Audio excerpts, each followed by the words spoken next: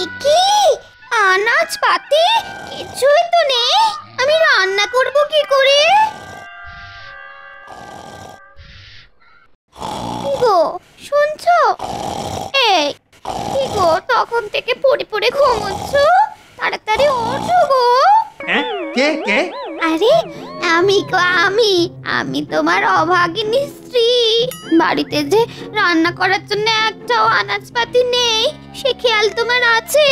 এই মরেছে, যে কটা টাকা পয়সা ছিল সবই তো কালকে বটা ঘটাকে বকশিস দিয়েছি। এখন কি হবে? শোনো, এমনিতেই মাসের শেষ, তার ওপর গোপালের জ্বালায় উপরি রোজগার সব বন্ধ হয়ে গেছে। তুমি চাল ডাল যা আছে তাই রান্না করো, এখন বাজার করতে যেতে পারবো না। ওসব আমি শুনবো না। সামনে জগন্নাথ দেবের রথযাত্রা, তুমি এখন বাজার যাবে, শাকসবজি মাছ আনবে, যাও। তারপর শাড়ির দোকানে যাবে, আমার জন্য একটা সুন্দর দেখে শাড়ি নিয়ে আসবে। রথের দিন ওই শাড়ি পরে বিকেলে ঘুরতে বেরোবো।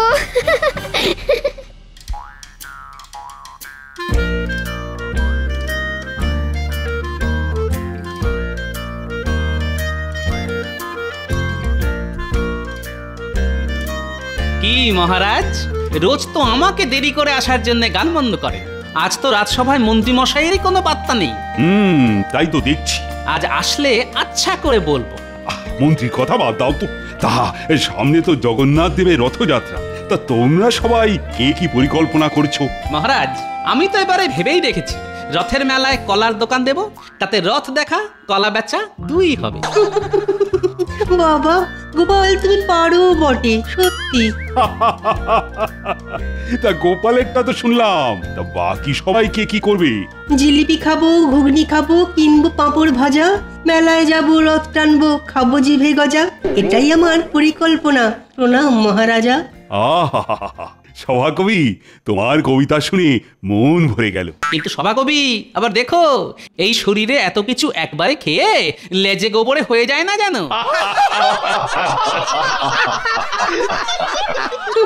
যত সব। একই মহারাজ, রাজসভা শুরু হয়ে গেছে? বাবা, তা এতক্ষণ কোন জগতে ছিলে বলো তো মন্ত্রী? আর বলবেন না মহারাজ, মাসের শেষ, হাতে টাকা নেই, ঘরে আনাজপত্র কিচ্ছু নেই, তার উপর গিন্নির বায়না সামনে রথযাত্রার আগে ভালো শাড়ি কিনে দিতে হবে। রাজ্যের মন্ত্রী দেরি করে রাজসভায় ঢুকছে, তার হাতে টাকা নেই। লজ্জা লজ্জা, ঘোর লজ্জা। মহারাজ, আপনি আমায় কিছু টাকা দিন, নইলে আমার গিন্নি আমায় আস্ত রাখবে না। না না না, ওসব টাকা পয়সা আমি দিতে পারবো না। সামনে জগন্নাথ দেবের রথযাত্রা, অনেক খরচা আছে। তোমায় এখন অতিরিক্ত টাকা আমি কিছুতেই দিতে পারবো না। মহারাজ, মানুষের মধ্যেই তো জগন্নাথ দেব ভগবান বিরাজ করেন। আমার মতো একটা জলজ্যান্ত মানুষরূপী ভগবানকে খালি হাতে ফিরিয়ে দেবেন মহারাজ? মন্ত্রী মশাই, ভগবান তো আপনাকে খেটে খাওয়ার জন্য হাত দিয়েছেন, গায়ে শক্তি দিয়েছেন, মাথায় বুদ্ধি দিয়েছেন, তবু হাত পাততে আপনার লজ্জা করছে না? তুমি ফোড়ন কাটা বন্ধ করো গোপাল। মহারাজ, আমার বউ নতুন শাড়ি না পেলে খুব রেগে যাবে। আপনি একটু আমার দিকটা দেখুন। দূর ছাতা, আমার মাথা খেও না তো, চুপচাপ থাকো, আর নইলে বিদেয় হও।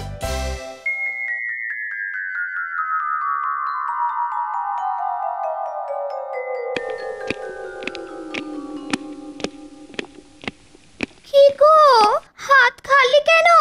বাজার কোথায়? বাজার কিভাবে আনবো গিন্নি, টাকাই তো নেই। মহারাজের কাছে কত করে চাইলাম, ভাবলাম মহারাজ কিছু টাকা পয়সা দেবেন, কিন্তু বেটা গোপাল এমন ফোড়ন কাটলো, আমার কোনো কথাই মহারাজ কানে নিলেন না। ও গোপাল গোপাল গোপাল, ওই একটা লোক তোমাকে সারা জীবন নাকে দড়ি দিয়ে ঘুরিয়ে গেল, আর তুমি কিছুই করতে পারলে না। বলছি, তুমি কি কিছু করছো নাকি সারাদিন না খেয়েই থাকতে হবে? ওই ভাত তো বসিয়েছি। ঠিক আছে গিন্নি, আজকে তাই খেয়ে নি, কালকে থেকে আর এরকম কষ্ট হবে না। কালকে থেকে মন্ত্রী নয়, রাজার হালেই থাকবে। হঠাৎ করে তোমার কি হলো গো? কোনো গুপ্তধনের কথা মাথায় এলো নাকি? সেসব তুমি কালকেই জানতে পারবে। আমি হলাম এ রাজ্যের মন্ত্রী, মাথার পোকা নড়লে পরে হয়ে উঠি ষড়যন্ত্রী।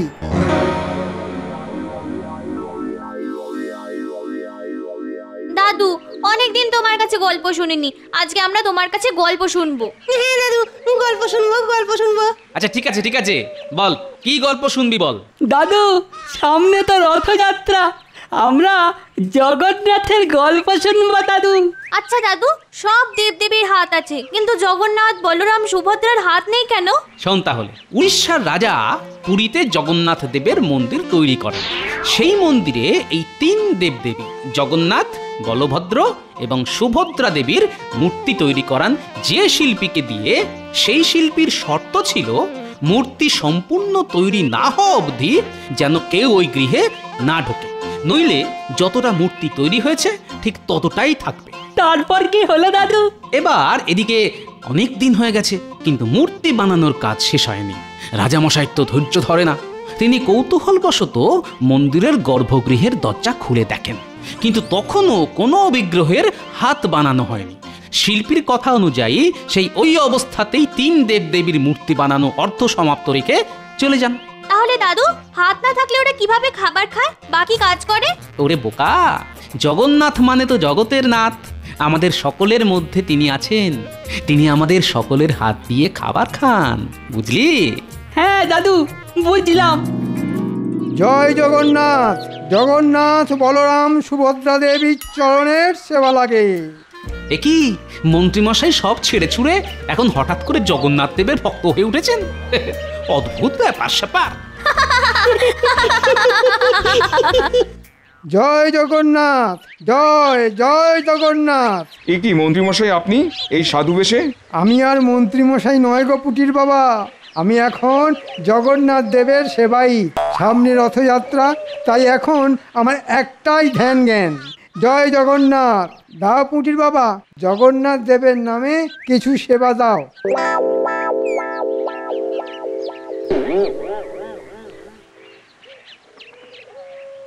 এ কি পুঁটির মা, শুধু এইটুকু? যিনি জগতের নাথ জগন্নাথ, তার কি এইটুকু চাল সবজিতে পেট ভরবে পুঁটির মা? কিন্তু আমাদের তো এইটুকুই সামর্থ্য মন্ত্রীমশাই। আরে ঈশ্বরের নামে যত দেবে ঈশ্বরের কাছ থেকে তত পাবে। আমাদের তো আর দেওয়ার মতো কিছুই নেই মন্ত্রীমশাই। চাষাবাদে কোনো রকমের দিন চলে, থাকার মধ্যে আমার ওই 1.5 বিঘা জমি, ব্যাস। আরে পুঁটির বাবা, ওটাই দিয়ে দাও। যা দেওয়ার সবই তো ঈশ্বরের নামে দিচ্ছ, আর মরে গেলে তো তার কাছেই ফিরে যেতে হবে। এই সুযোগ, রথযাত্রার আগে ঈশ্বরকে যত দেবে, রথযাত্রার পরে ঈশ্বরের কাছ থেকে তার দ্বিগুণ পাবে। আচ্ছা ঠিক আছে, তাহলে আমি আমার ওই 1.5 বিঘা জমি জগন্নাথের নামে দিয়ে দিলাম। আমি সব ঈশ্বরের নামে দিয়ে দিলাম, কিন্তু রথযাত্রার পরের দ্বিগুণ জমি পাবো তো? পাবে না মানে? ঈশ্বর কখনো কথার খেলাপ করেন না। আমি আগে তোমাদের মতো গরিব ছিলাম, তারপর রথযাত্রার আগে সব জগন্নাথ দেবের নামে সমর্পণ করতেই কিছুদিন পরে হয়ে উঠি কৃষ্ণনগরের মন্ত্রী, বুঝেছ? নাও, আমি কাগজপত্র নিয়ে এসেছি। একেবারে টিপ স্বাক্ষর দিয়ে লিখে দাও, সব জগন্নাথ দেবের নামে দিয়ে দিলে।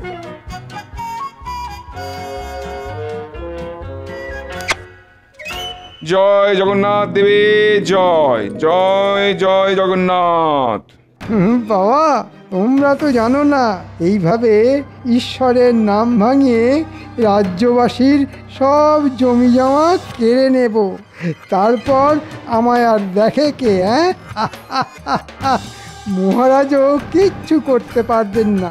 সব একেবারে লিখিত পরিত করে নিচ্ছি।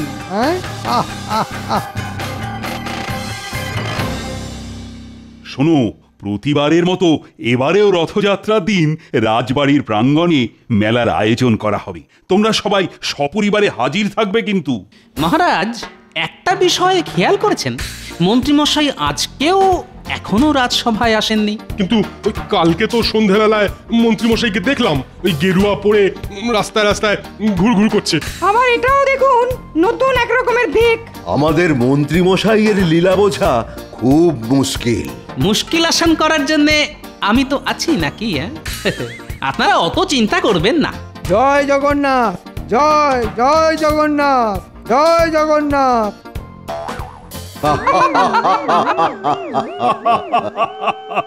কি মন্ত্রী, তুমি কি বেশে এসেছো?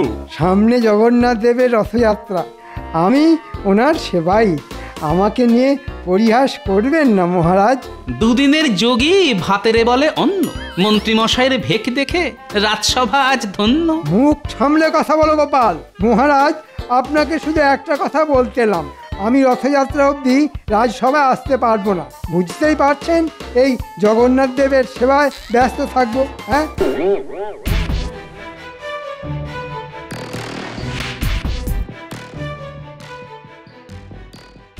এই তোমরা মাঠ থেকে উঠে পড়ো, তাড়াতাড়ি ওঠো, তাড়াতাড়ি। কেন মন্ত্রীমশাই, মাঠে গাছের যত্ন না করলে এবার শস্যের ফলন ভালো হবে না যে? সেসব তোমাকে দেখতে হবে না, যা দেখার আমি দেখবো। কি বলছেন আপনি? আমরা কাজ না করলে জমির মালিক রেগে যাবে না? শোনো, এই জমির মালিক এখন স্বয়ং পরমেশ্বর জগন্নাথ দেব, আর আমি ওনার সেবাই। তাই যা দেখার আমি দেখব। তোমাদের মালিক জগন্নাথ দেবের নামে সব জমি লিখে দিয়েছেন, তাই চটপট জমি থেকে উঠে পড়ো, উঠে পড়ো, উঠে পড়ো। না না না, এ কি করে হয়? চাষ না করলে আমরা খাবো কি? তোমরা তোমাদের মালিকের ভাগ চাষি, আর এখন জমির মালিক পাল্টে গেছে, তাই তোমাদের আর দরকার নেই। যা বাটা ঘটা, বেটাদের জমি থেকে তুলে দে, আর কথা না শুনলে লাঠি মেরে জমি থেকে ভাগিয়ে দে। ওরে বাবা, পালাও পালাও পালাও। বিপদে পড়লাম রে বাবা।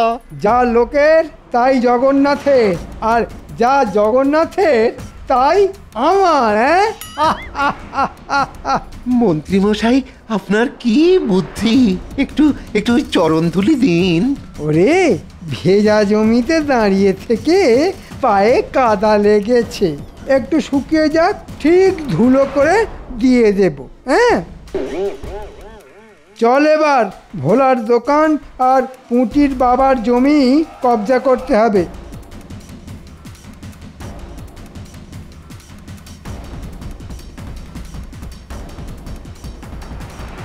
ও গোপাল দাদা, গোপাল দাদা, বাড়িতে আছো? আমাদের সর্বনাশ হয়ে গেছে গোপাল দাদা। বলি, এই ভর দুপুরে কি সর্বনাশ হয়েছে গো পুঁটির বাবা? শুধু আমার নয়, আমার মতন অনেক চাষি মুদি অনেকেরই সর্বনাশ হয়ে গেছে গো। গোপাল, ওই মন্ত্রী মশাই জগন্নাথ দেবের সেবার নাম করে আমাদের সর্বস্ব নিয়ে গেছে, শুধু ওই থাকার জায়গাটুকুই পড়ে আছে। হ্যাঁ, সে কি, কিভাবে? আর বলো না গোপাল দাদা, কালকে বিকেলে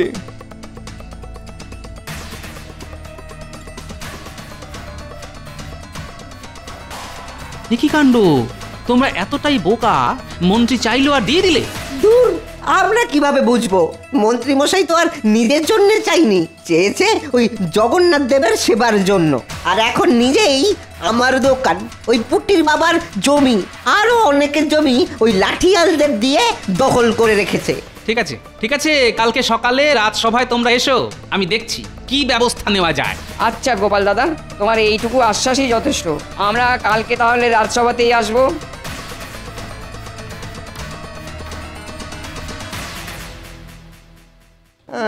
আপনি বলুন মহারাজ, এভাবে চলতে থাকলে তো আমরা না খেতে পেয়ে মরে যাব। তোমরা তো দেখছি হদ্দবোকা। মন্ত্রী যে সবসময় ষড়যন্ত্র করতে থাকে সেটাও বোঝো না। আমরা তো খেটে খাই মহারাজ, অত কথার মারপ্যাঁচ বুঝি না। উনি বললেন যাই আমাদের তাই জগন্নাথের, আর যাই জগন্নাথের তাই আমাদের। তাই তাই জগন্নাথের নামে বিশ্বাস করে দিয়ে দিলাম। হ্যাঁ মহারাজ, আমাকে ভয় দেখালো, যদি রথযাত্রার আগে দোকানটা ভগবানকে দিই তাহলে ঘোর অমঙ্গল হবে। আচ্ছা ঠিক আছে, ঠিক আছে, মন্ত্রী তো এখনো আসেনি। সেনাপতি, আজ্ঞা করুন মহারাজ। মন্ত্রীকে এক্ষুনি ধরে বেঁধে নিয়ে এসো। যথাজ্ঞা মহারাজ। ধরে বেঁধে আনতে হবে না মহারাজ, আমি নিজেই পায়ে হেঁটে চলে এসেছি। এ কি শুনছি মন্ত্রী, তুমি জগন্নাথ দেবের নাম করে লোকজনদের কাছ থেকে জায়গা জমি হাতিয়েছো? এ মা, ছি ছি ছি ছি ছি, এ কি বলছেন মহারাজ? আমি তো জগন্নাথের সেবার জন্য নিয়ে এসেছি। যা মানুষের তাই জগন্নাথের, আর ওনারা স্বেচ্ছায় দান করেছেন।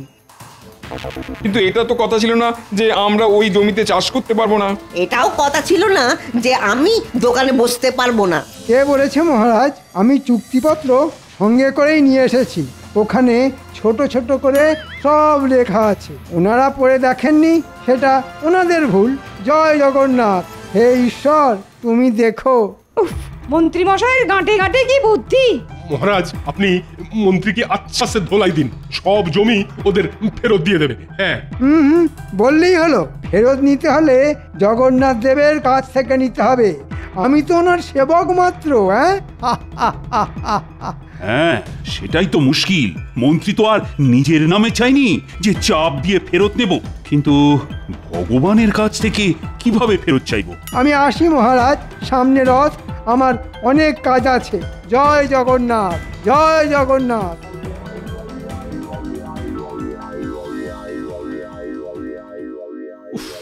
এ তো বড় মুশকিলে পড়া গেল। কি করা যায় বলো তো? আমরা ভাগ চাষি মহারাজ, চাষ না করলে আমরা খাবো কি মহারাজ?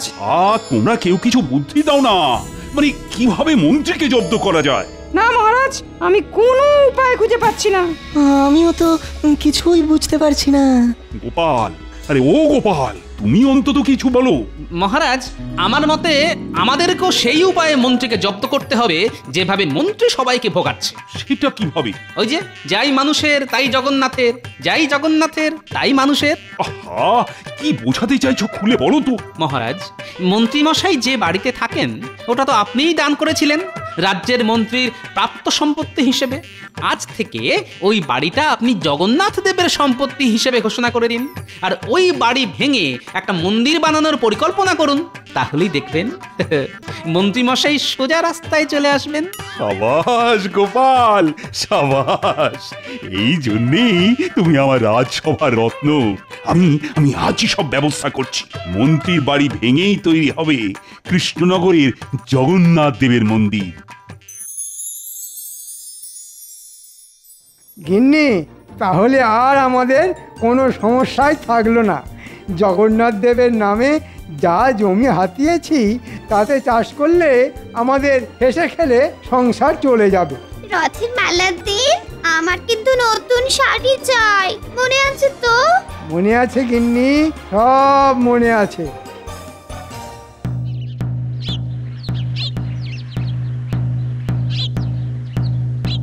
শোনো শোনো শোনো, একটি বিশেষ ঘোষণা। আজ থেকে আমাদের রাজ্যের মন্ত্রীমশাইয়ের বাড়ি জগন্নাথ দেবের সম্পত্তি হিসেবে ঘোষণা করা হলো। এখানে মন্ত্রীমশাইয়ের বাড়ি ভেঙে জগন্নাথ দেবের মন্দির তৈরি হবে। শোনো শোনো শোনো। কি আমি কি শুনলাম?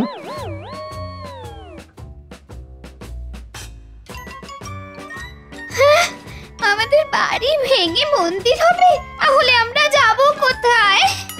কেন? রাস্তায় রাস্তায় ঘুরবেন, গাছতলায় বসবেন, আকাশের মতো অত বড় ছাদ পাবেন।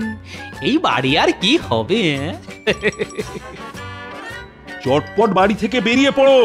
এই বাড়ি ভেঙে মন্দির হবে। তোমাকে তো এটা আমি মন্ত্রীর প্রাপ্য হিসেবে দান করেছিলাম। আজ থেকে তোমার মন্ত্রী পদ কেড়ে নিলাম, আর বাড়িটাও জগন্নাথ দেবের নামে লিখে দিলাম। যাই মন্ত্রীর তাই জগন্নাথের, যাই জগন্নাথের তাই মন্ত্রীর।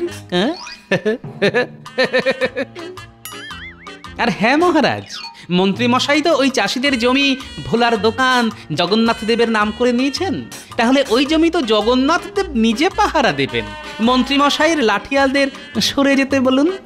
হ্যাঁ মন্ত্রী, এটা আমি ভেবে দেখিনি। তোমার তো কিছু নয়, যার নামে জমি নিয়েছো তাকেই নিজে এসে জমি পাহারা দিতে বলো। তোমাকে যেন তার ত্রিসীমানায় না দেখি, নইলে আজ বাড়ি ছাড়া করেছি, কালকে রাজ্য ছাড়া করব। মহারাজ, ভুল হয়ে গেছে মহারাজ, ক্ষমা করুন, ক্ষমা করুন। এই সব দানপত্র আপনি নিয়ে যান, আমার বাড়ি আমাকে ফেরত দিয়ে দিন। যাই জগন্নাথের তাই মানুষের।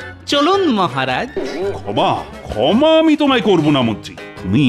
তুমি তোমার দোষের শাস্তি ভোগ করো। প্রহরী, বাড়িতে যা জিনিসপত্র আছে সব সব বাইরে বের করে দাও। হায় হায় হায়, আমাদের কি সর্বনাশ হলো গো! বলো জয় জগন্নাথ দেব কি জয় জয় বলভদ্র দেব কি জয় জয় সুভদ্রা মাই কি জয় আসছে বছর আবার হবে রথযাত্রা আবার হবে সব তোমার জন্য হয়েছে, সব তোমার উল্টো পাল্টা বুদ্ধির জন্য আজ আমরা পথে বসে গেছি। একটা বাড়ি ছিল, সেটাও আর নেই। কি ব্যাপার প্রাক্তন মন্ত্রী, এখানে গাছতলায় বসে আছো? মহারাজ, আমার ভুল হয়ে গেছে। এই আপনার হাতে পায়ে ধরছি মহারাজ, আপনি আমায় দয়া করুন মহারাজ, আমার বাড়ি ফিরিয়ে দিন মহারাজ। আমি এরকম ভুল আর কোনো দিন করবো না মহারাজ, কোনো দিন করবো না। না না না না, আমার হাতে পায়ে না ধরে জগন্নাথের কাছে ক্ষমা চাও আর বলো এই ভুল আর কোনোদিনও হবে না। হে ঠাকুর, জগন্নাথ ঠাকুর, আমায় ক্ষমা করে দাও ঠাকুর, আর এ ভুল কোনো দিন করবো না। তোমার নাম করে লোক ঠকাবো না, লোক আমি ঠকাবো না। ঠিক আছে ঠিক আছে, দেখো জগন্নাথ দেবের কাছে যখন চেয়েছো তখন তিনি নিশ্চয়ই কিছু না কিছু ব্যবস্থা করে দেবেন। বলো জয় জগন্নাথ কি জয়